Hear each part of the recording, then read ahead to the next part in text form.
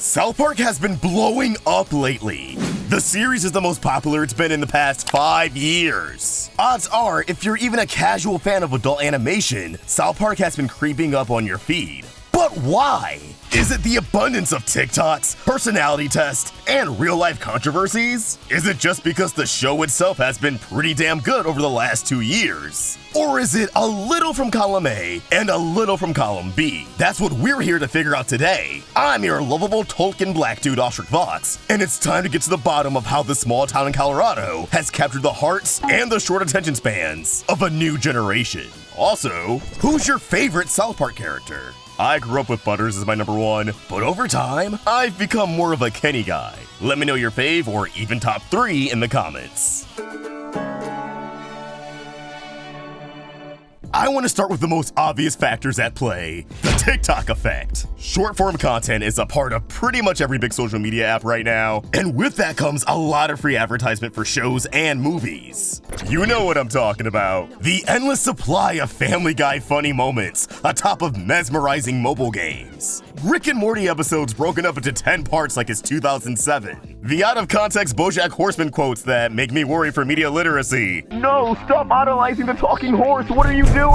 What easier way to get clout than to just slap subtitles on a cartoon in a recycled format that bozos like me will watch over and over? And now the limelight belongs to South Park. Since at least the start of the year, a ton of South Park clips that fit into this mode have flooded apps like TikTok, being met with tons of success. They've accumulated millions of likes and views at this point, exposing more people to the show who may not have checked it out otherwise. Don't believe me? Take a look at Family Guy, or more specifically, this Google trend chart for Family Guy, adjusted to account for the past 5 years. There's a notable peak around September of 2022, way higher than it's ever been. Why do you think that is? Well, last summer is when short-form clips of the series were at their own peak, and season 21 premiered that December. I don't think that's coincidental. I think it's a direct correlation. You can find so many comments along the lines of, I've only watched Family Guy through TikToks, I never actually watched a full episode. People will start watching through these little clips. Soon clips turn into full episodes on Hulu or whatever, and next thing you know, they're unironic fans of the show, even if they don't want to admit it. In South Park's case, the series is available on HBO Max, with episodes being added the day after premiere.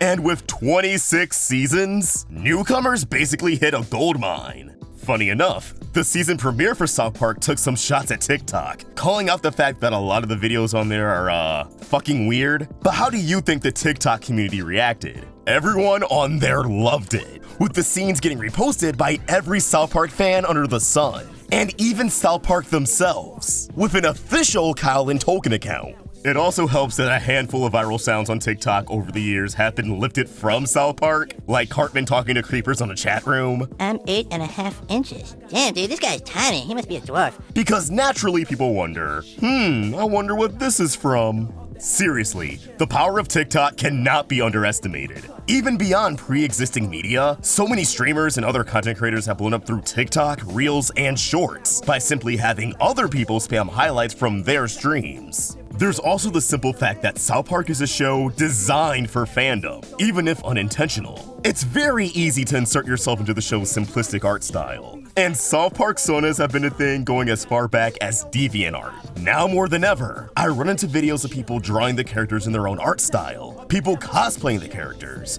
reviews and essays like the video you're watching right now. While researching for this video, I saw that one of the most searched terms for South Park right now is a personality test. A testament to how many people are getting invested in the show and its characters. I got Kyle, by the way.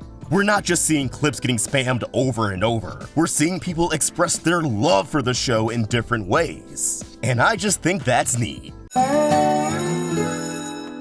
Another big contribution to South Park's resurgence is that the show has finally returned to its original format, after being all over the place for the last few years. I've had some comments get pissed at me for saying this in other videos, but it's no secret that South Park was on a little bit of a decline in the back half of the 2010s. And I say this as someone who's caught every single premiere since 2008, so I know what I'm talking about. Viewership was falling more and more due to the rise of streaming, and the contents of the episodes were not bad, but definitely a far cry from the show's glory days. Especially because, although Matt and Trey really loved the idea of serialization, they just didn't have the best grip on it. And I'm sure they knew this, given that we had an episode straight up called The End of Serialization as We Know It. Nevertheless, South Park was in a little bit of a transitional period over the years. Season 23 was the last time we had a normal 10-episode season for a pretty obvious reason. It aired in 2019. We all know what happened in 2020. Amidst the chaotic state that the entertainment industry found itself in throughout that entire year, South Park only managed to deliver 2 episodes for its 24th season, the pandemic special and the vaccination special.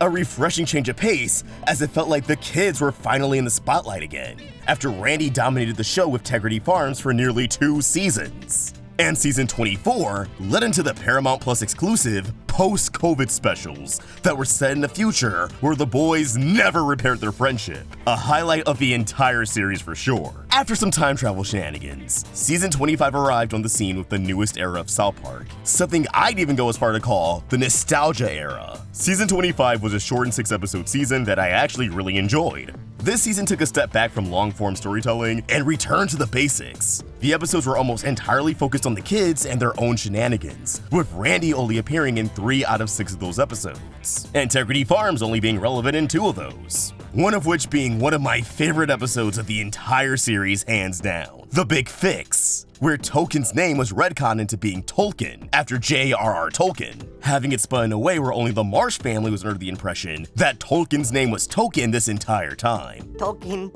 I have something I have to tell you. Going above and beyond with this bit by changing his name on the subtitles of older episodes, unless his name was being said by Stan. Summer 2022 saw the Streaming Wars 2-parter, which wasn't bad, but it wasn't great either. The strongest parts of these specials were the return of Man Bear Pig, and Randy coming to terms with the fact that Tegrity Farms reduced his character to a one-note part of the show.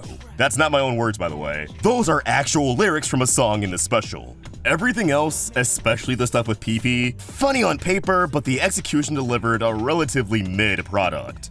But hey, Paramount Plus was the one who ordered 14 of these things, so you reap what you sow, I guess. Now, I'm not gonna pretend like returning to a purely episodic format means every episode is a 10 out of 10. Some definitely aren't as memorable as others, but it contributes to why the show is blowing up right now, because viewers can once again drop in at any time instead of having to keep up on a week-to-week basis to understand what's going on in this week's episode. And it's not like continuity has dropped from the show completely. Tolkien's name change was accompanied with his father starting Credigree Weed, with the family now living across the road from the Marshes. Cartman now lives in a giant hot dog because he screwed his mom out of a job in City People. And Cartman's old house is now occupied by the Prince and Princess of Canada.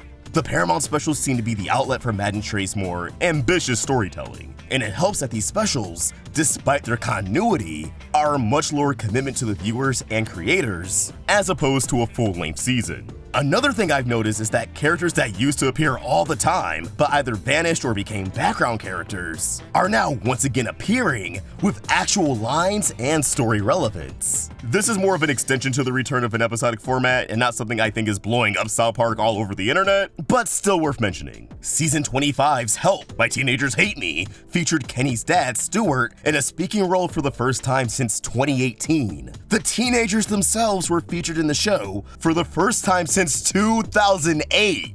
Jimbo had a presence throughout this season in general, after being used sparingly in recent years as well. Hell, Bebe beating the crap out of Butters in Worldwide Privacy Tour was the first time she really played a role in an episode since 2019. And before then, she was pretty much a non-character for the serialized seasons, aside from a few lines in some of the episodes. I think the string of specials in 2020-2021 made Matt and Trey realize how much they missed using this expansive cast of characters, inspiring them to give characters like Tolkien a bigger role in the average episode, while sprinkling in other characters who used to appear all the time. It helps South Park feel way more alive, and reminds viewers that there are tons of characters with fleshed out personalities whose names don't start with Stan, Kyle, Cartman, Kenny, Randy, or Garrison.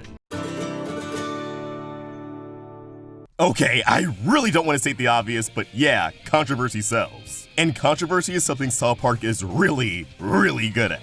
While the show never refrained from touching on current events, it's been a hot minute since South Park's really upset a celebrity or a select group of people, until season 26. We're only 2 episodes in at the time of this video, but both have managed to make waves on the internet, even if the second one was kinda mid. The premiere, Cupid Ye, took obvious shots at Kanye through the return of Cupid Me, refusing to actually give Kanye the satisfaction of being directly portrayed on the show again, while still commenting on his actions and hateful rhetoric. And while Kanye himself hasn't made a statement on anything, the episode definitely pushed the buttons of people who agree with Kanye's views. Just check the comments on Johnny or Blooms' videos. The second episode, however, definitely got a big reaction from the people they're taking shots at, as the worldwide privacy tour took the piss out of Prince Harry and Meghan Markle. There were reports that Meghan Markle was upset and overwhelmed by their depiction in the episode, and there were even rumors that they were threatening to sue. But a representative was quick to come out and shut all that down. All this puts even more eyes on South Park. People have always looked at current events and thought, this is going to make a fire episode.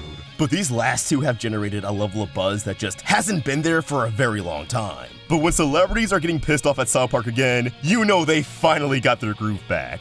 As always though, homies, I'd love to hear your thoughts on this. Do you think we're witnessing some sort of rebirth for the South Park franchise, or just another flavor of the month that people will be quick to move on from once the next adult animated comedy starts getting clipped? Let me know in the comments down below, and be sure to hit that follow over on Twitter and Instagram at AwestruckVox. And if you enjoyed this video, throw it a like and subscribe to the Roundtable for more South Park content. It's been a pleasure talking about some old-fashioned animation with you guys as usual, and I hope you all have a great day. AwestruckVox, signing out.